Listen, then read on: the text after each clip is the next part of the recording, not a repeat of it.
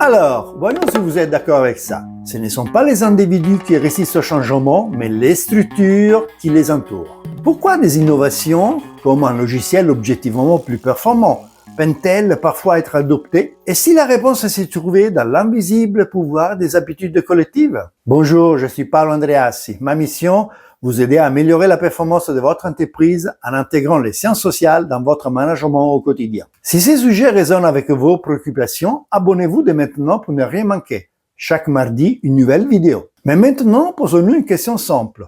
Et si la résistance au changement n'était pas individuelle mais collective? On l'explique souvent par la peur de l'inconnu, le confort de l'habitude ou l'inertie personnelle. Mais en réalité, cette résistance plonge ses racines bien plus profondément dans les routines collectives, les structures sociales et les dynamiques des pouvoirs invisibles au sein de votre entreprise. Et là, on commet souvent une erreur classique. On imagine que changer, c'est juste une question de motivation individuelle. C'est une idée reçue tenace. On pense qu'il suffit de former, convaincre ou bien communiquer pour que ça passe. Mais ce qu'on oublie, c'est que les routines d'entreprise ne sont pas des simples automatismes.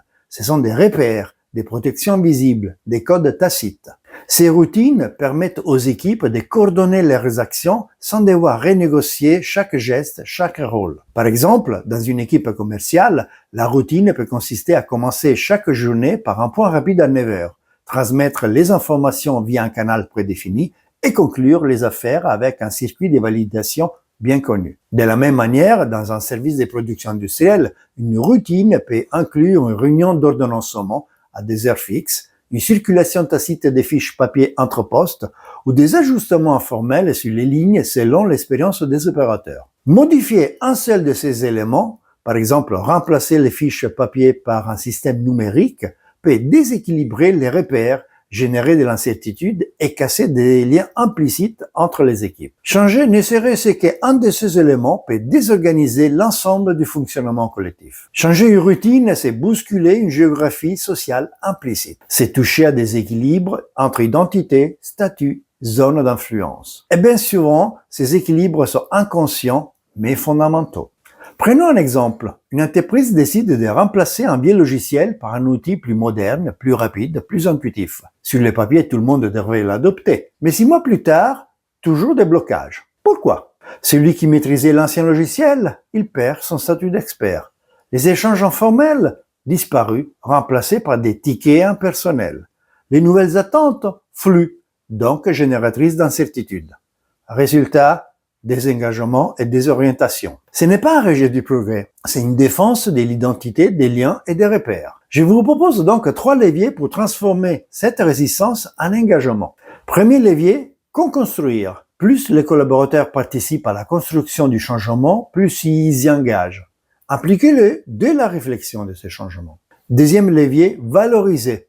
Faites des experts d'hier les ambassadeurs de demain. Leur savoir ne doit pas être effacé, mais reconfiguré. Troisième levier, sécuriser.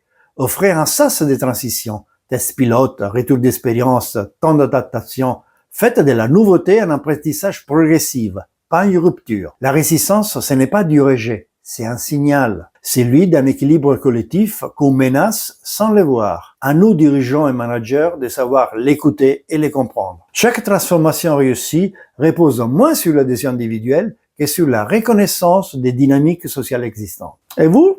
Avez-vous déjà observé ce type de résistance collective dans vos projets? Et avez-vous déjà vu des managers ne pas comprendre les raisons? Moi, beaucoup. Partagez vos expériences en commentaire. Ça sera un plaisir de vous lire.